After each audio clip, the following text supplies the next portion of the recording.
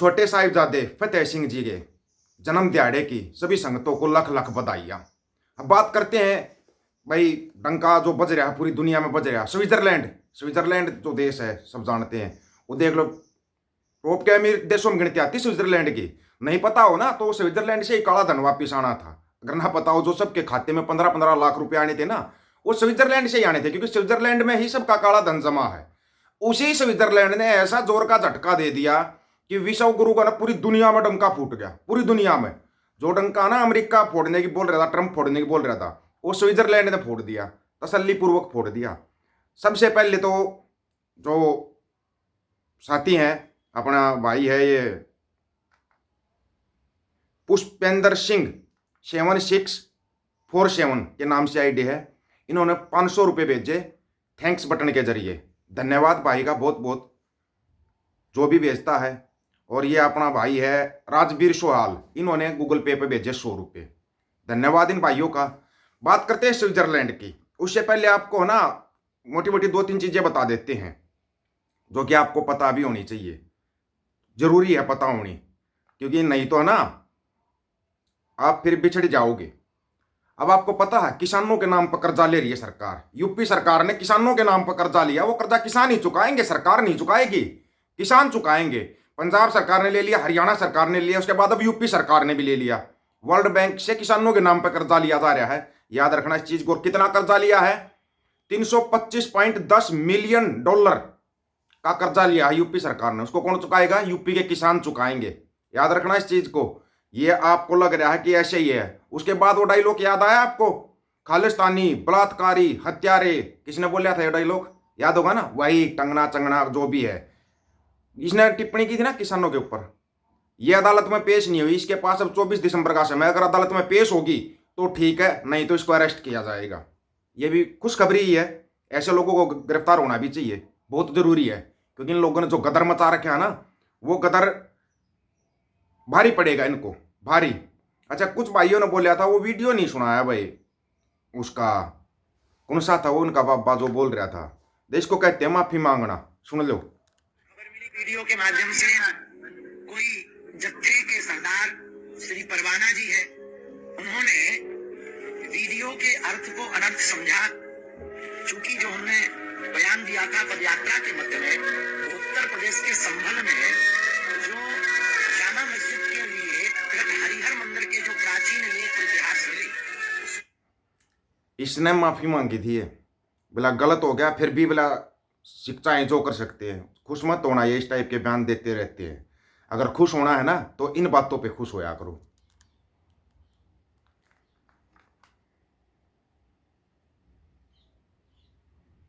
आपको सुनाते हैं।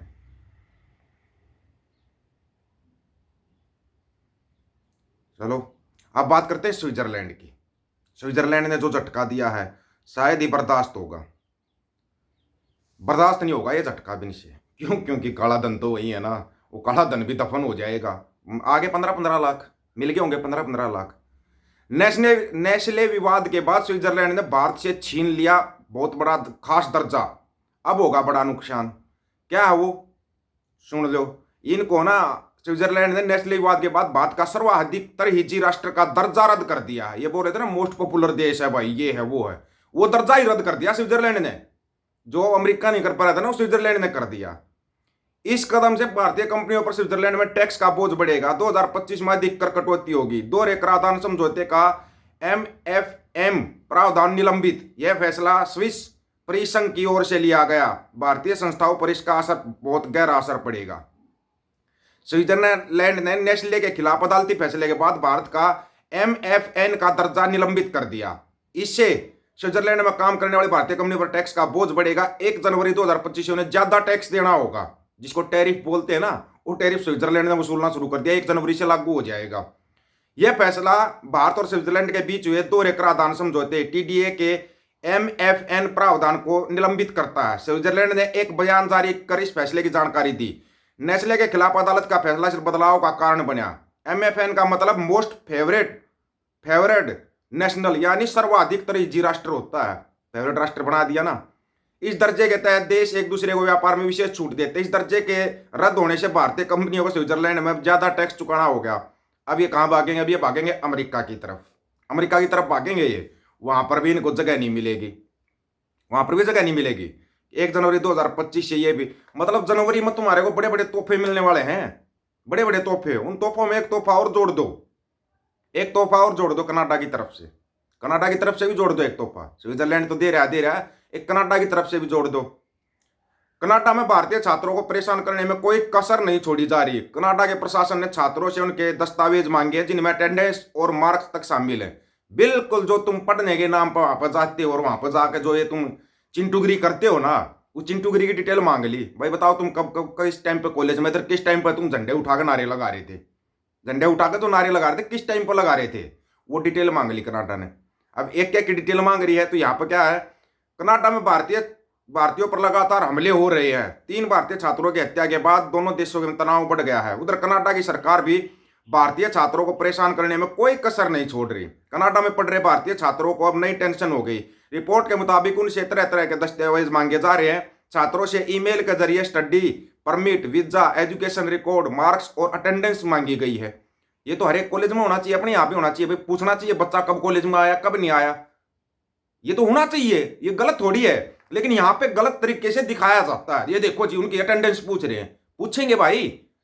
अगर वहां पे एजुकेशन इतनी अच्छी है, यहाँ पर इतनी अच्छी एजुकेशन हो तो यहाँ कर लो ना, क्योंकि यहाँ पे इतनी महंगी कर दी, तुम कर ही नहीं सकते, इसलिए तुम कनाडा की तरफ भागते हो, बांग्लादेश की तरफ भागते हो, अमेरिका की तरफ भागते हो।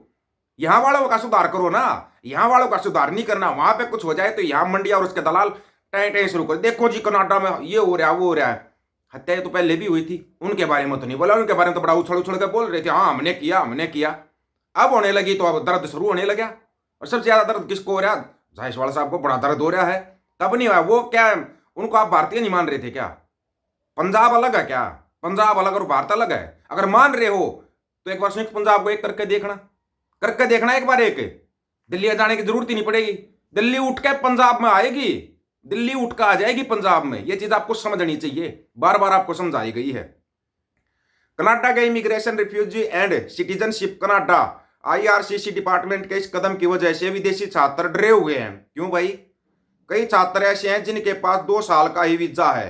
कनाडा ने विदेशी छात्रों को लेकर अपने नियम बेहद कड़े कर दिए हैं। एक छात्र ने बताया, मुझे ईमेल तो मिला तो मैं हैरान था, मेरा वीजा मई 2026 तक है, मुझे सारे दस्तावेज जमा करने को कहा गया, यहाँ तक कि मेरी अटेंडेंस, मार्क्स और पार्ट टाइम काम का रिकॉर्ड भी मांगा गया। बिल्कुल मांगा जाएगा, तुम जो पार्ट टाइम काम करते हो, जो तुम पार्ट टाइम काम करते हो। बड़े कमाल की बात यह है कि ये बोल रहे हैं पिछले हफ्ते पंजाब के छात्रों से मांगा गया था, इस हफ्ते अब भारतीय छात्रों से मांगा जा रहा है। यार ये तुम कौन सा दोहरा रवैया रखते हो? पहले रवैया क्लियर करो, अपना रवैया क्लियर ही कर दो ना अपना। या फिर तुमने मान लिया जो नाटो, UNO, अमेरिका बोल रहा है कि भाई संयुक्त पंजाब एक अलग देश है, भाई सिखों का भी एक देश होना चाहिए, मान लिया क्या? यहां तुम दोहरे रवैये में फंस रहे हो। तुम खुद ऐलान करने जा रहे हो पिछले हफ्ते पंजाबी छात्रों से मांगा गया, इस हफ्ते भारतीय छात्रों से। कमाल का रवैया, कमाल का। कैसा दोहरा मापदंड कैसे रखते हैं ये लोग? आप लोगों की क्या राय है इसके बारे में, जो ये मंडिया और इसके दलाल बोल रहे हैं पिछले हफ्ते पंजाब, इस हफ्ते भारतीय छात्र? आप अपनी राय रखना, आपकी राय का इंतजार रहेगा। सभी साथियों को राम राम, नमस्कार, आदाब, सत श्री अकाल।